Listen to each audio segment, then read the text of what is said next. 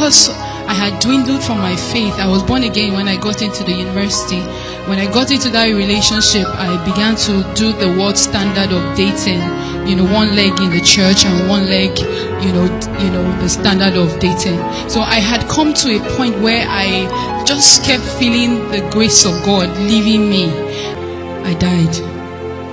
I saw myself lying down in the same hospital, and I was lying down there, and I was standing, and I could see two of me standing. I couldn't understand, how can I be the same person standing and also be the same person lying down? The first thing I saw was a woman. That woman, she had been burning for 100 years, and she will melt.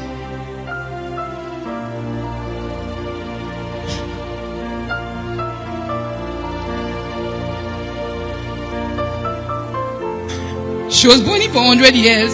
If you look at the fire, that liquefied fire, that's like magna from a volcanic eruption. She will melt off, and she was crying with every strength in her and asking God for a second chance, and she will form back again.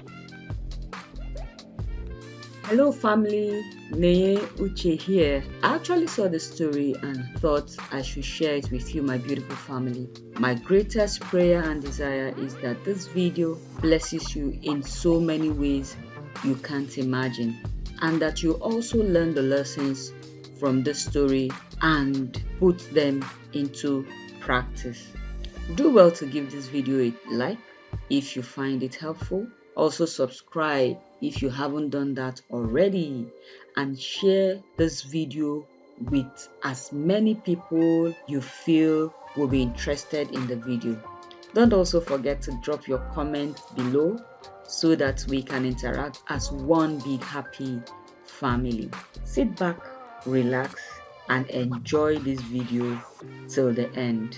Until I come your way next time, I remain your personal person, Neye Uche. God bless you. Peace.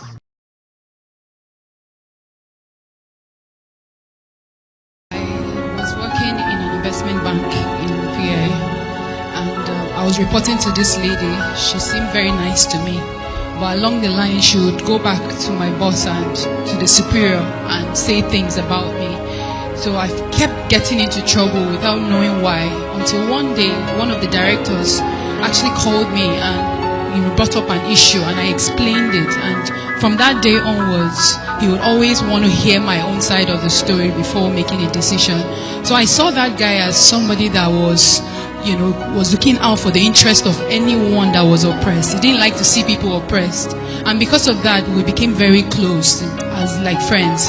I'll go to his office. He was a director. He wasn't staying in my office, but we needed to interface with him often. So one of the days I went to see him, he was like, let us hang out. And I looked at it. Hang out? What bad could come out of hanging out? I don't drink, I don't smoke, and what bad could come out of it? So I obliged. He gave me an address somewhere in VI to come over, and I went there. I was new in Lagos at the time. I didn't really know so many places, so I went to the address and I realized it was his personal guest house. When I got there, I wasn't actually afraid. Nothing actually came to my mind, and we got there and we started gisting, and he was asking me about work and all that. And somewhere along the line he tried to kiss me, and I was trying to be in the middle of being very rude and still refusing. And by the time I was saying no, he now became very aggressive and he raped me. I struggled with all my strength, but he raped me. And going through that trauma, it was a very difficult moment for me, because just few years before that time I was in a relationship from university, and we were engaged to be married. And because I had dwindled from my faith, I was born again when I got into the university. When I got into that relationship, I began to do the world standard of dating. One leg in the church and one leg, the standard of dating. So I had come to a point where I just kept feeling the grace of God leaving me, and I made a resolution that I wanted to stand and serve God with all my heart. And at that time, it was just I had actually broken up that relationship because of my faith. And I came to Lagos year in and year out. I was not involved in any relationship. I'd made up my mind to keep myself. So when this thing happened, it was really traumatic for me, because I had succeeded for a couple of years and I was having to deal with that. While I was going through that trauma, I couldn't tell anybody. I couldn't tell my colleague. The only person I told was that same boss of mine that used to, put me into trouble. I was really distraught. So I went to her. She saw me really sad and she spoke with me, and I told her, but I didn't tell her who it was. But it happened on the 22nd of December, and the few weeks after, on the 31st of that same month, I went for crossover service, and I was burdened. I had so much pain in my heart. I just needed to cry out, and I cried to God in that service, and I repented. I asked God for forgiveness because I kept blaming myself for obliging that visit. And as I kept crying and begging God for to cleanse me, to help me, to heal my heart, I came back from that service really feeling free, because I could get myself back again. Because throughout that period when this happened, it was like I was going crazy. A car would actually almost knock me off. The whole incident just kept playing back in my mind, and the trauma was unbearable. So I was going through that incident when I got back on the 1st of January, and I was in my room and I was feeling uncomfortable. So I was like, maybe what's happening? I said, maybe it's because I've not been involved in such an act for such a long time. That's why my body is responding this way, because I was feeling a lot of pain and discomfort. So I now walked down to the hospital, just few streets away from my place, and the doctor did some tests. I told him what happened, and he did some tests, and he said, well, if it is what he's saying, it seems like I'm pregnant, but it's actually too early for him to dictate, so I may have to come back some few days after and check or do a scan. And I went back again, and they realized I was pregnant. And the trauma of it at that point, I thought the rape was bad, but this, I never imagined it in my life, because when I was growing up, I remember I used to always tell myself, I said, Iveren, the day you ever try having an abortion, that's the day you die. And I was one of those names, those children they used to train other people's children. I was I'm not adventurous. I think I analyze my movement. I do everything as one that has wisdom. So at this point, not in my secondary school, my primary school, my university, now I'm working. This is the time that such a thing is happening to me. I was really, really down. And while I was thinking of what will happen, I was saying my parents will kill me. I was really, really down. And then he kept trying to talk to me. He kept trying to call me. I wasn't picking his call. One of the days he called the office, because he was just a director of the company, not a personal staff. He called the office, and I had to talk to him because he went through the phone. And when he called me and I said telling me, I broke out into tears and told him what the outcome of what had happened was, and he said I should come and see him. So I went to see him in his office, and I told him what it was, and he would just allow me cry, and then he'll say, oh my God, your parents are going to kill you. And then I will cry, I will scream out even more. The pain would aggravate me. It got me to a point where when it got me to a point where I was really, really in so much pain. He now told me, well, there's a way out. I have a friend that can actually help you, and it will be our own little secret. Nobody will know. It will just be our little secret. And I thought about it. Nobody will actually know. My parents won't know. People that have known me all the years will not feel that I was pretending all this while. They would, it was just an easy way out.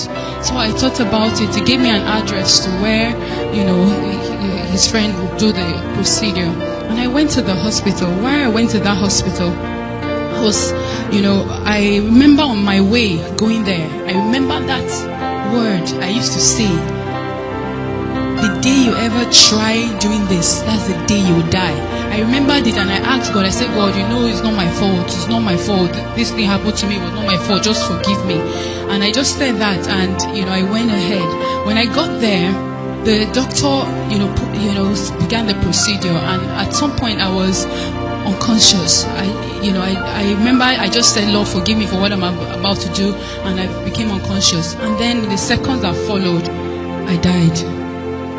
I saw myself lying down in the same hospital, and I was lying down there, and I was standing, and I could see two of me standing. I couldn't understand, how can I be the same person standing and also be the same person lying down? While I was trying to understand two of me, I've been in this earth for a very long time. I've never seen myself in two places, and I was trying to understand it. In the seconds that followed, I got caught up in the air, and I started rejoicing. I said, oh, thank God, because I know heaven is up there. But as I was rejoicing, as I was heading up, the next day I started heading down again. We said heading down, it was a pit. The walls of that pit, it was gross darkness all over. It had a wall stretched out from the face of the deep. You could not see the end of it up, neither could you see the end of it down. And it had cell-like units, compartments, and it had a covering. You could see the kind of poles that time might make in the ground. That was what was covering the walls of those that cell. And I was wondering, I was asking myself, what am I doing here? What's happening? Wait, what's happening? Everything was happening in flashes. I was asking myself, what's happening? What am I doing here? And before you know it, I found myself on the other side. And it was in that place I realized what was happening. The first thing I saw was a woman. That woman, she had been burning for 100 years, and she'll melt.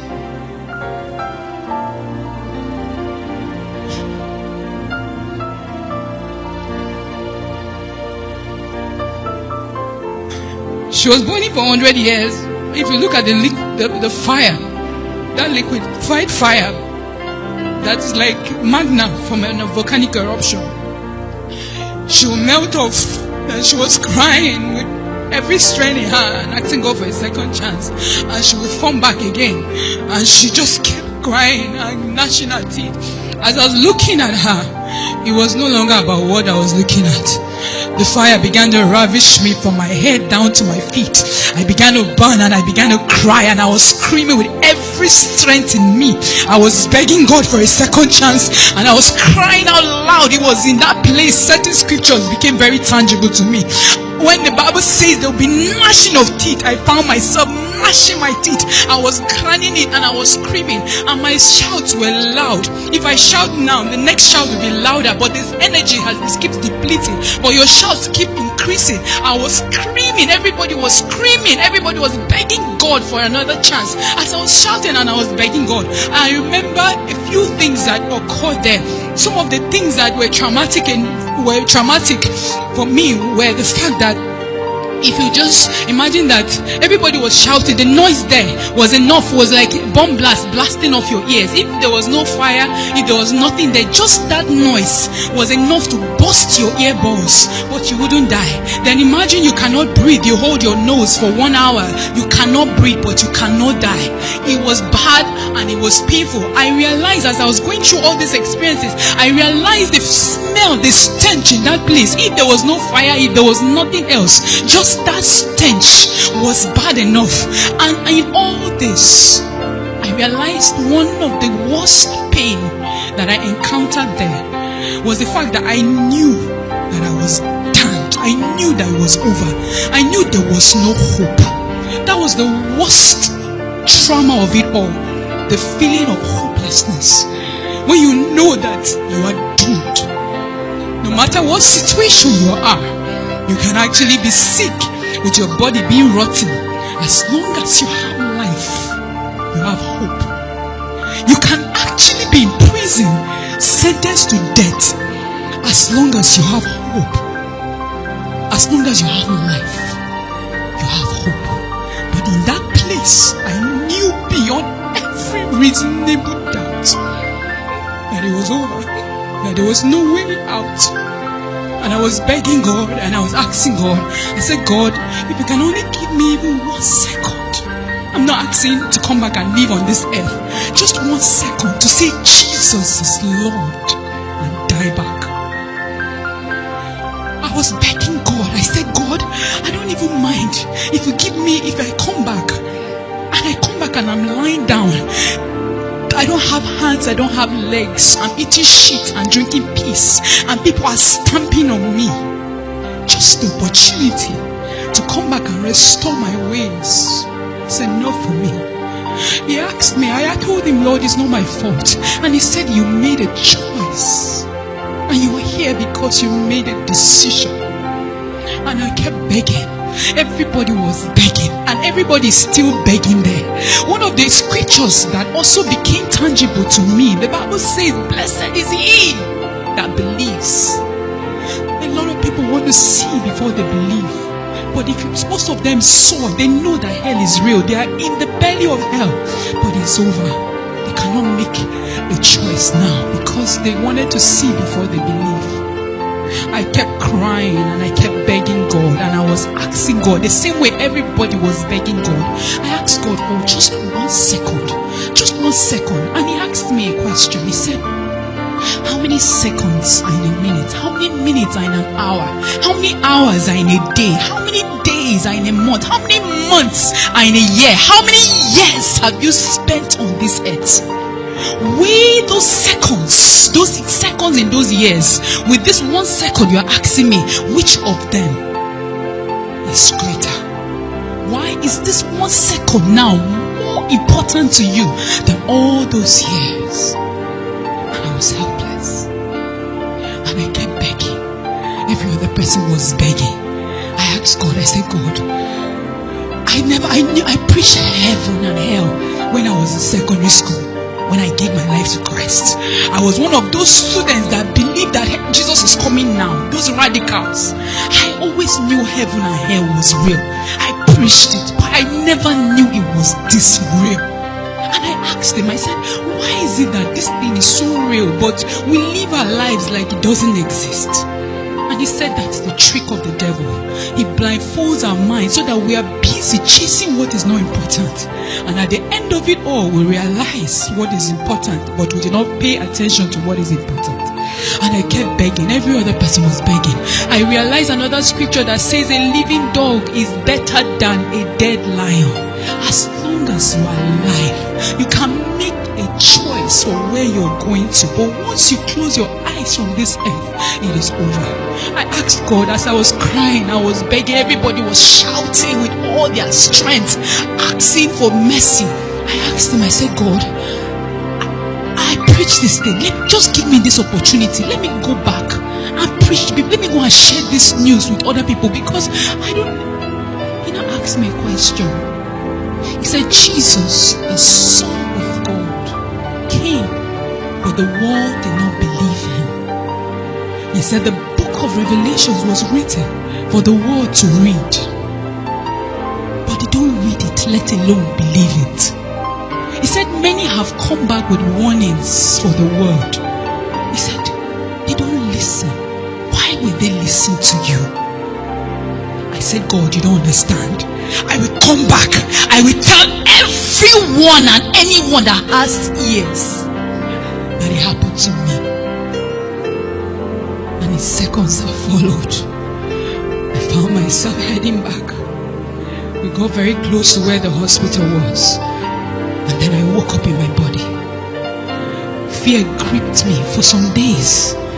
I felt the only thing I needed to do was just to lock myself up, just be worshiping God and just worshiping him, so that maybe if I eat I will still sin, by talking I will still sin. So I just wanted to lock myself. And he said, no, I brought you up so that you can come and sound the warning. Few weeks after I was so desperate. I would go about, Jesus is coming. But I was sharing it like somebody that was crazy, like somebody that was mad. But I couldn't tell people that have known me over the years, because I didn't want their reputation. I didn't want them to have a wrong reputation of me. And then one day the Lord told me, he said, for the same reason you died in the first place is the same reason you will die again if you do not go and warn my people. He said, if you love your reputation more than me, you do not deserve me. If you love your life, you will lose it. If you lose it, you will gain it. And I cried to God, and after that day, I received boldness. I found myself in Dominion City, and I received the grace and the boldness to share it. Even though it was a struggle, I received the grace to share it. But one of the things that happened to me, which is why one of the grace that happened to me, one of the last scriptures that became tangible to me, why everybody was begging and crying for God to have mercy on them. They were begging for 1 second. 1 second is tick. 1 minute is tick, tick, tick, tick, 60. 1 second. One of the things that became very tangible to me, it says, I have mercy upon whom I have mercy upon. When I died, God gave me a second chance just because of His mercy. Every other person that was burning that day is still burning today. But I'm here by His mercy and by His grace.